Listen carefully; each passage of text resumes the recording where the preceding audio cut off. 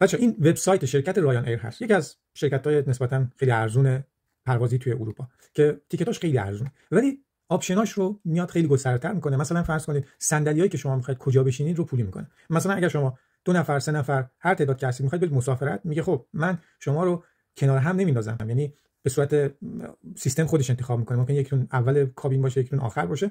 اگه میخواید کنار هم بشینید پس باید پول بدید بابتش. چقدر؟ اگر میخواید فضای باز داشته باشید باید چیزی حدود 28 یورو پرداخت بکنید. شما فرض کنید فقط این رفتشه برگشتم همین قیمت هست، یعنی بعد شما اینو ضرب در دوش بکنید یه جوری. و میگه اگه میخوای هواپیما سریع خارج بشید، چون این قسمت جلویی هواپیماست، این زردا رو انتخاب کن که قیمتش هر کدومش 19 یورو. و قاعدتاً وقتی که 2 نفر هستید شما یه 19 یورو برای خودتون انتخاب بکنید، یه 19 یورو هم برای طرف دیگه، چون باز اون ممکنه یه جا دیگه بیفته، چون فقط شما صندلی خودتون انتخاب کردید. دیگه قیمت مختلف داره که میدونید، خیلی حالا البته رزروش کردن. اگه در مجموع بخواید حساب بکنید چیزی حدود 40 یورو حداقل باید پرداخت کنید، رفت و برگشت به بلیتتون اضافه میشه.